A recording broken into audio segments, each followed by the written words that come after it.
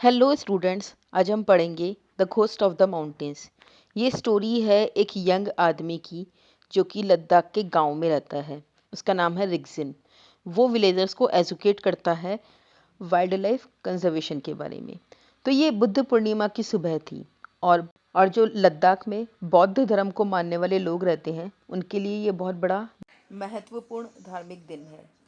तो 16 साल का जो रिगजिन था वो रोज की तुलना में उस दिन जल्दी उठ गया, क्योंकि उसने विलेज मोनेस्ट्री में ये प्रॉमिस किया था कि इस बुद्ध पूर्णिमा के दिन पे जो स्पेशल प्रेयर्स होती है और ये प्रेयर्स लेट नाइट तक होती रहती है, तो इनकी प्रिपरेशंस में वो हेल्प करवाएगा।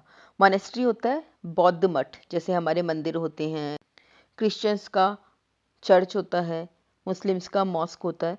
उसी तरह से जो बौद्ध धर्म के लोग होते हैं उनका मोनेस्ट्री या बौद्ध मठ होता है। फिर उसकी मम्मी ने उसके लिए गर्म चाय का कप बनाया था। तो उस गर्म चाय को पीने के बाद उसने अपना टॉवेल लिया और टॉवेल लेके उसके घर के पास जो नदी बहती थी उसमें नहाने चला गया। जब रिगजिन ने अपना जैकेट पहना तो उसने उन सब काम की लिस्ट देख ली जो उसको उस मॉर्निंग करने थे। तो जब मैं मोनेस्ट्री जाऊंगा तो मुझे मोनेस्ट्री में बटर टी कंटेनर भी लेके जाने हैं और 2 फ्लास्क भी लेके जाने हैं, उसने सोचा। और कुछ प्रेयर फ्लैग्स भी खरीदने हैं सोनम की दुकान से। तो उसकी मम्मा उससे पूछती है कि रिगजिन, आज तुम इतनी जल्दबाजी में क्यों हो?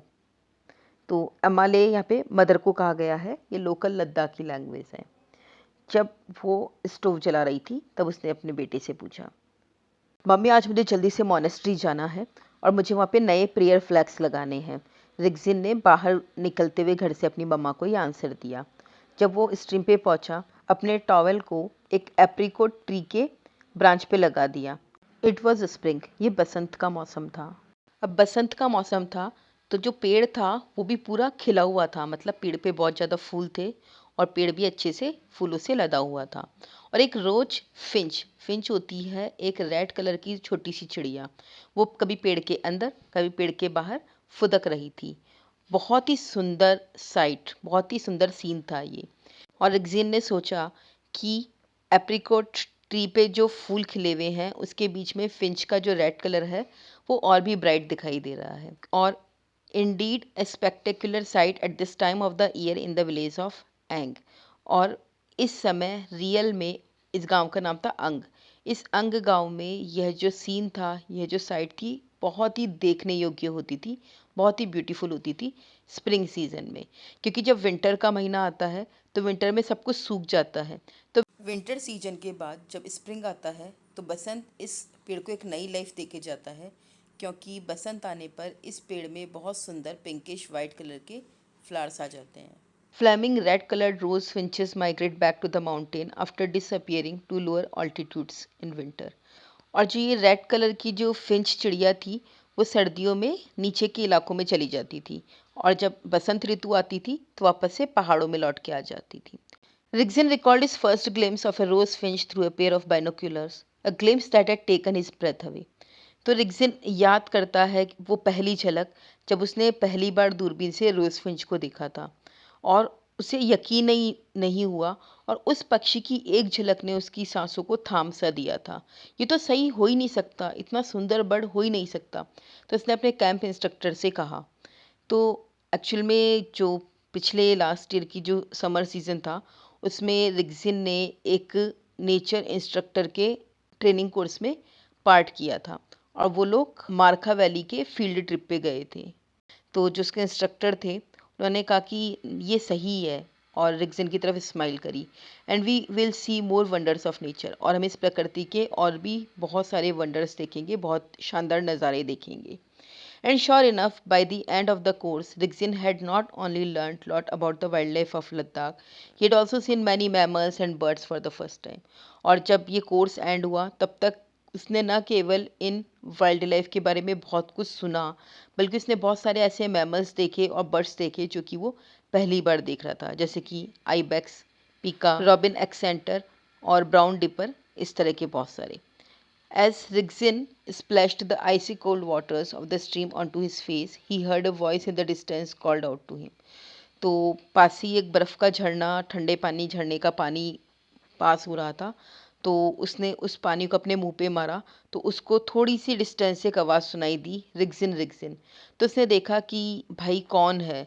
तो उसने देखा कि उसका जो फ्रेंड था जिगमेट, वो ज़ोर ज़ोर से हाथ हिला के उसे इशारा कर रहा था और उसे ताशी के घर की ओर इशारा कर रहा था।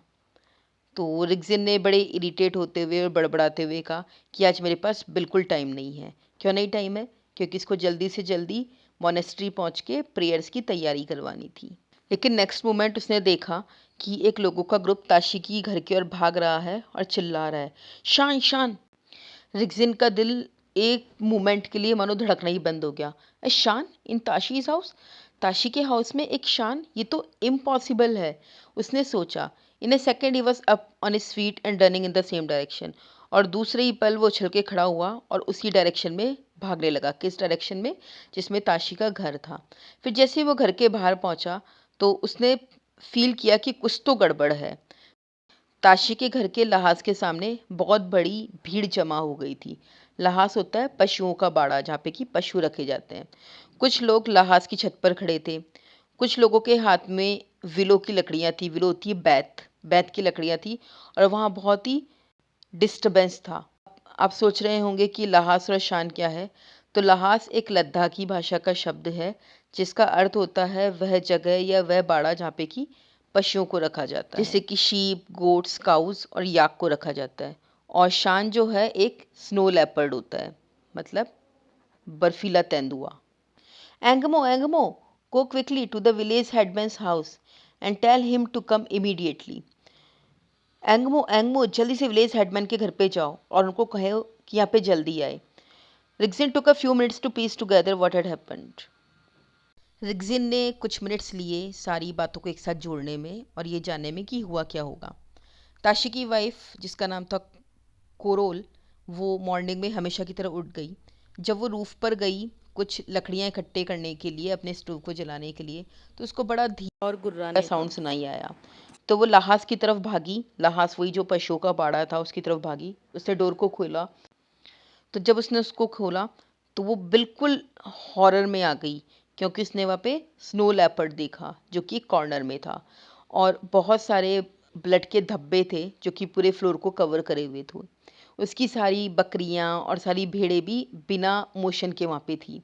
हो सकता है कि लेपर्ड ने उन सबको मार दिया हो। एक बेबी काफ था, गाय का बच्चा, वो अनटच्ड था। तो जल्दी से ताशी की वाइफ ने गेट को बंद किया, अपने घर भाग के गई अपनी फैमिली को जगाने के लिए। तो रिग्जिन अपने दोस्त जिगमेट से कहता है, my God I don't believe this, मुझे तो इस पे विश्वास ही नहीं होता। तो वो बोलता है जिगमेट, नहीं नहीं रियली रिग्जिन, बहुत बड़ा स्नो लेपर्ड है। अगर तुम लहास की छत पर चढ़ोगे तो तुम्हें एक झलक देखने को मिल जाएगी इस लेपर्ड की। बिना एक सेकंड वेस्ट करे रिग्जिन घर के उस तरफ भागा जहाँ पर कि छत का साइड था और छत पर चढ़ गया। उसने इससे पहले बर्फीला तेंदुआ कभी नहीं देखा था, but had learn a lot about these magnificent animals in the natures guides course. लेकिन उसने जो समर सीजन में एक नेचर का कोर्स किया था ना, उसमें स्नो लेपर्ड के बारे में बहुत कुछ सुना था और उसके बारे में सीखा भी था और जाना भी था। He was told that they were endangered animals and were protected by India's wildlife laws. उसे ये बताया गया था कि ये जो एनिमल है इसकी प्रजाति अब खतरे में है और इसे इंडिया वाइल्ड लाइफ कानून के द्वारा अब प्रोटेक्शन दी जा रही है। तो इसे बड़ा कंसर्न फील हुआ जब उसे ये पता चला कि केवल 500 बर्फीले तेंदुए ही इस देश में बच गए हैं। लेकिन उसको ये प्राउड भी फील हुआ कि ये जो एरिया है वो एक बहुत एंडेंजर्ड बिग कैट्स का घर भी था। कौन सा एरिया? लद्दाख, जहाँ वो रहा करता था। He was fascinated by the way they communicated with one another through sand that they left on large overhanging rocks. वो बड़ा अट्रैक्ट हुआ था कि कैसे ये जो लेपर्ड्स थे वो आपस में कम्युनिकेट करते थे एक दूसरे से। कैसे कम्युनिकेट करते थे? अपनी खुशबू से, जो कि वो एक बहुत बड़ी बड़ी लटकती हुई रॉक्स पर छोड़ दिया करते थे। और उस पे क्या कम्युनिकेशन छोड़ा करते थे कि भाई ये मेरा एरिया है, दूर रहो इससे। और ये मैसेज जो मेल लेपर्ड होते थे वो एक दूसरे के लिए छोड़ा करते थे। स्नो लेपर्ड्स जो होते हैं उनकी पूंछ बहुत लंबी होती है। इवन जो उनकी बॉडी की लेंथ होती है वही लेंथ उनके पूंछ की होती है।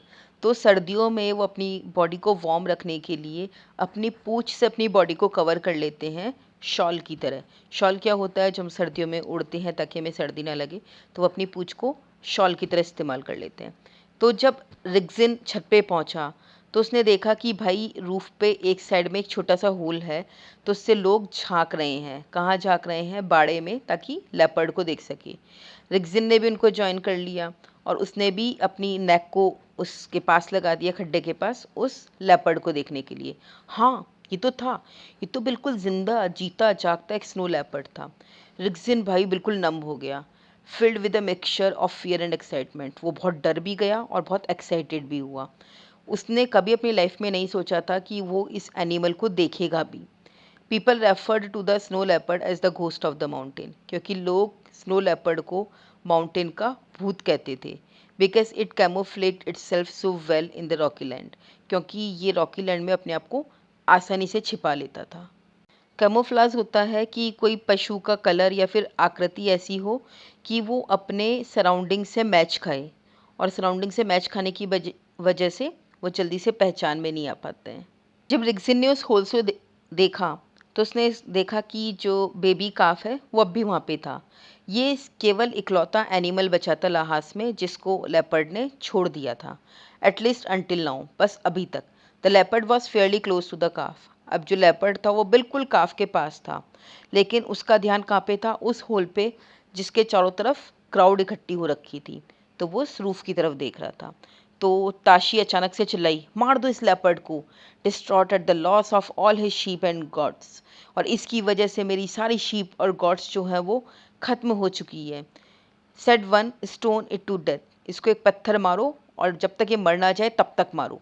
तभी एक दूसरे व्यक्ति ने कहा, इसके ऊपर एक जहरीला मांस फेंक दो इस खड्डे के थ्रू। Rigzin froze with fear.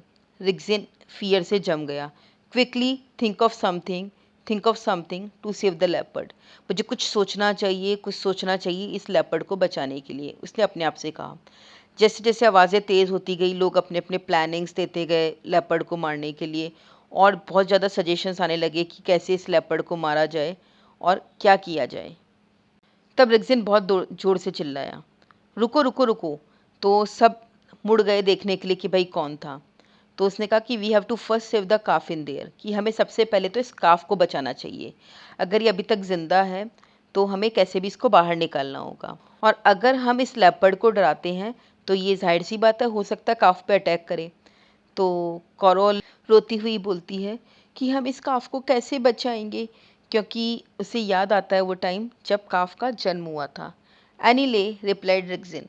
एनीले means aunty. Aunty मत रोइए, आपका काफ बच जाएगा। मेरे पास एक आइडिया है, हम लेपर्ड का ध्यान भटकाने की कोशिश करते हैं। Right now the leopard is very near the calf on this side of the लहास। तो अभी बाड़े में लेपर्ड काफ के बिल्कुल पास है, और आप देख सकते हो कि काफ जो है वो होल से बिल्कुल पास में नज़र आ रहा है। नहीं देख सकते हो आप? Let's make another small hole in the roof at the other end. तो हम क्या करते हैं, एक छोटा सा खड्डा और बना देते हैं इस रूफ पे दूसरी तरफ। All of you peep through the new hole and make a noise. तो सब लोग उस नए खड्डे से देखना और आवाज़ करना। तो लेपर्ड इसको बहुत डिस्टर्बिंग पाएगा और शायद वो ये देखने की कोशिश करेगा कि आप क्या करने वाले हैं। तो आप इसको वहाँ से डिस्ट्रैक्ट कर सकते हो, और मैं जल्दी से पशुओं के बारे में एंटर होऊंगा और उस काफ को बचाकर ले आऊँगा। तो विलेज मैन ने हंसते हुए कहा, तुम बिल्कुल क्रेजी हो, पागल हो। और हर किसी ने अपना सर हिलाया उनकी सहमति में। Well almost everyone, not coral. हर किसी ने मेरा मजाक उड़ाया, अपना सर हिलाया, लेकिन कोरल ने नहीं हिलाया। वो रिक्सिन की तरफ भाग के गई और अपने आंखों में आंसू भरकर उससे रिक्वेस्ट करी कि ये तुम्हारे लिए सेफ नहीं है लाहस में एंटर होना जब लेपर्ड वहाँ पे है। क्या तुम कोई और दूसरा तरीका सोच सकते हो इस मेरे काफ को बचाने का? रिक्सिन बोलता है कि जो स्नो लेपर्ड होते हैं वो कभी भी ह्यूमंस पे अटैक नहीं करते, और जिस भी कंट्री में ये पाया गया है तो इसके बारे में ये चीज़ पता चली है कि ये ह्यूमंस पे अटैक नहीं करते हैं, और इवन को इसका रिकॉर्ड भी नहीं है कि इसने कभी ह्यूमन पे अटैक किया है। तो चिंता मत करो, मैं बिल्कुल श्योर हूँ कि मैं ठीक रहूँगा। तो रिक्सिन ने एक स्टिक उठाई और उस स्टिक से रूफ के दूसरे एंड पे तेज तेज प्रहार करना चालू कर दिया, क्योंकि वो दूसरा होल बना रहा था। Everyone joined him. सबने रिक्सिन को ज्वाइन किया और फिर जल्दी से एक छोटा सा होल बन गया। Sure enough this seem to anger the leopard. और इसने लेपर्ड को बहुत गुस्सा दिलाया और ये लहास के एंड के कॉर्नर पे बना and initially stood still keeping an I on the roof. और जो अभी शांति से खड़ा था लेपर्ड, उसने रूफ की तरफ देखा। Then when everyone on the roof started to yell and scream, फिर सभी ने रूफ के ऊपर चिल्लाना और बहुत तेज तेज आवाज़ें करना चालू कर दिया। तो लेपर्ड कूदना स्टार्ट हो गया होल की तरफ, लेकिन रूफ बहुत ऊंची थी। बिना कोई टाइम वेस्ट करे रिग्जिन जल्दी से लहास में उतर के आया। उसने अपना हाथ प्लेस किया लहास के डोर पे, एक डीप ब्रेथ लिया, इसको खोला और बड़े शांति से काफ के पास गया और इसको उठा लिया। जब वो पीछे की तरफ घूमा तो उसने देखा कि लेपर्ड भी घूम गया। रिग्जिन ने फटाफट से गेट बंद किया और उसने देखा, एक चमक देखी उस ग्रे आइज में, उस नैरो चिंक से, और स्नो लेपर्ड ने सिर्फ एक फ्रैक्शन ऑफ ए सेकेंड से चांस मिस कर दिया और वो रिग्जिन को नहीं पकड़ पाया। लहास के बाहर Rigzin sank to his knees holding the calf in his arms. जो रिग्जिन था अपने घुटनों पे बैठ गया और काफ को उसने अपने आर्म्स में पकड़ लिया। In seconds the villagers joined him from atop the roof. और जल्दी से जो विलेजर्स रूफ पे थे वो भी रिग्जिन के पास आ गए। तो एक जना चिल्लाया, अरे ये तो जिंदा है, ये तो बहुत सेफ है। जिगमैट जो कि रिग्जिन का फ्रेंड था, उसने कहा अरे मैं तो तुम्हारे लिए डरा हुआ था, और उसके पास बैठ गया। जो विलेजर्स थे उसको चारों तरफ से घेर कर बैठ गए और उसकी पीठ को थपथपाया। अब जो एक्साइटमेंट था उस काफ को बचाने का, वो एक्साइटमेंट तो अब मर चुका था क्योंकि काफ को बचाया जा चुका था। तो विलेजर्स ने पूछा, now what do we do with the snow leopard, कि हमें इस स्नो लेपर्ड का अब क्या करना चाहिए। तो ताशी ने कहा, जाहिर सी बात है इसको मार दो। तो रिग्जिन एकदम से कूदा और बोला, नहीं नहीं नहीं, हम स्नो लेपर्ड को नहीं मार सकते हैं। तो विलेजर पूछता, भाई क्यों नहीं मार सकते। Rigzin knew that this was going to be his next challenge for the day. Rigzin जानता था कि उस दिन के लिए उसका अगला चैलेंज था। क्या चैलेंज था? कि विलेजर्स को स्नो लेपर्ड को मारने से रोकना। He had just saved a calf from the snow leopard and now he had to somehow save the snow leopard itself. उसने कैसे न कैसे काफ को तो बचा लिया था, अब उसे स्नो लेपर्ड को बचाना था।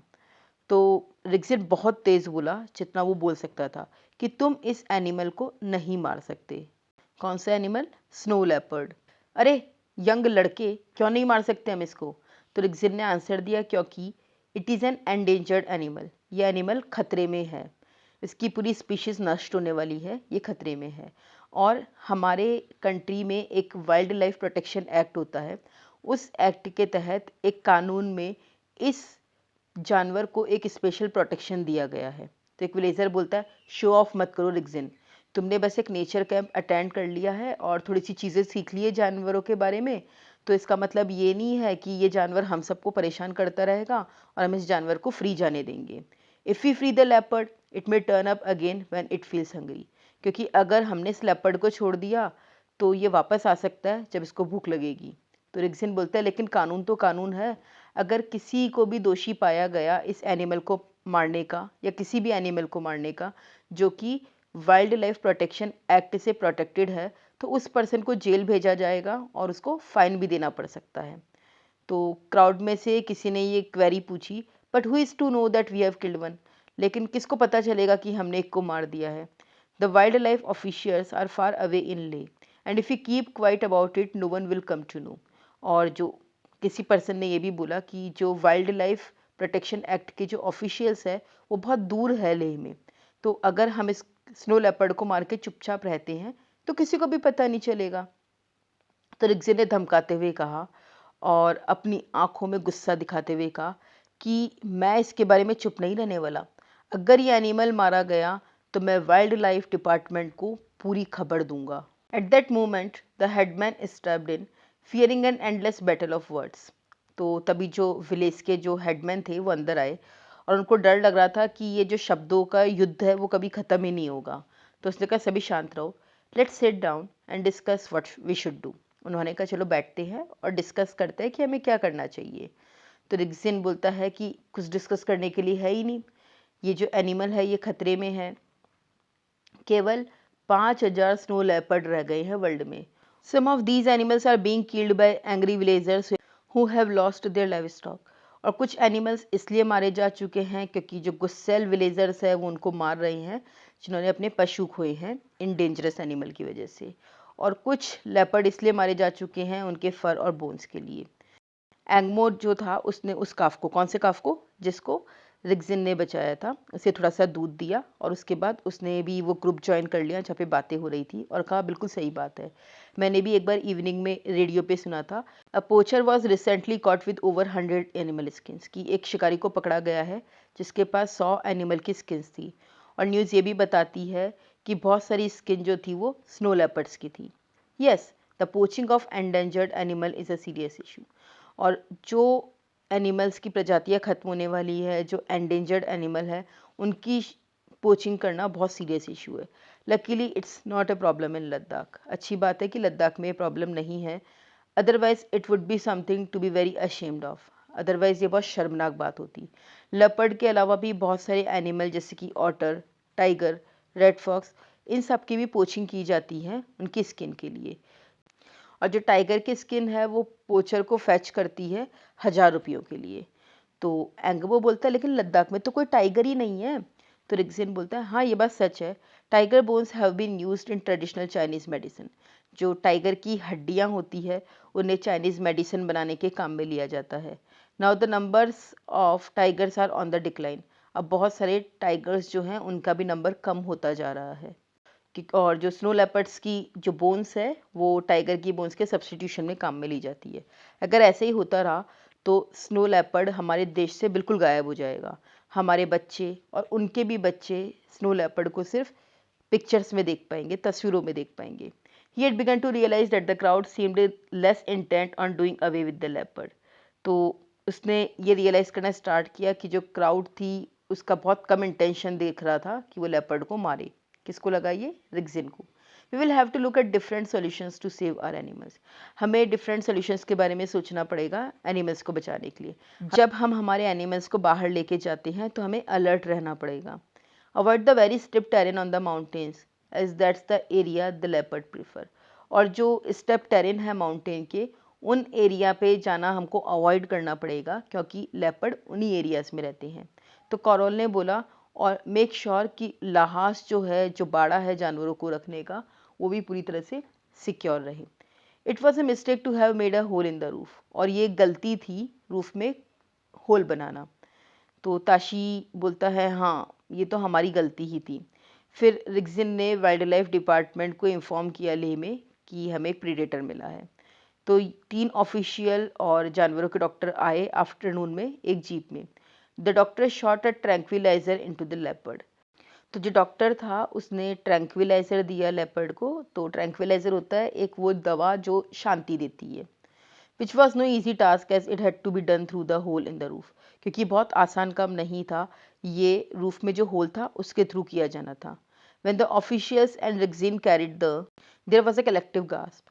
जब ऑफिशियल और रिक्सीन उस एनिमल को बाहर लेके जा रहे थे तो बहुत तेज़ हाफने की आवाज़ आई, सांस पड़ने की आवाज़ आई, क्योंकि किसी ने भी लेपर्ड को इतने पास से नहीं देखा था। The animal was placed on a sack cloth in the jeep and was taken to Leh. और जो एनिमल था उसको एक बोरी जैसा कपड़ा था जीप में, उस पर रखा गया और उसे ले जाया गया। और ये डिसीज़न किसको कहाँ छोड़ा जाएगा ये अगले दिन लिया जाएगा। मोनेस्ट्री पर the Buddhist monks started their chants in unison. जो बुद्धिस्ट मॉन्क होते हैं, मॉन्क मतलब जो धर्मगुरु होते हैं बुद्धिस्ट, उन्होंने एक साथ चैंट करना मतलब मंत्र गाना स्टार्ट कर दिया क्योंकि ये बुद्ध पूर्णिमा का दिन था और रिग्जिन बिगिनिंग में मोनेस्ट्री जा रहा था। The fragrance of Juniper incense filled the air. और जो अगरबत्ती थी उसने पूरी हवा को महका दिया। Through the Windows of the temple the moon beams spread a silvery light almost ghost like. और जो विंडोज थी टेम्पल की उसमें से मून लाइट चमक रही थी और वो बिल्कुल सिल्वर लाइट कलर की उसकी किरणें फैल गई थी, बिल्कुल घोस्ट की तरह। Just like the ghost of our mountains. बिल्कुल वैसे ही जैसे कि हमारे जो माउंटेन वाले घोस्ट होते हैं। कौन होते हैं माउंटेन घोस्ट? Snow leopard. तो ऐसा रिग्जिन ने सोचा, उसने अपनी आंखें बंद करी और वो मुस्कुराया। वो जानता था कि कहीं किन्हीं ब्यूटीफुल माउंटेन में जो स्नो लेपर्ड है ये आराम से फ्री होकर घूम रहा होगा, चल रहा होगा।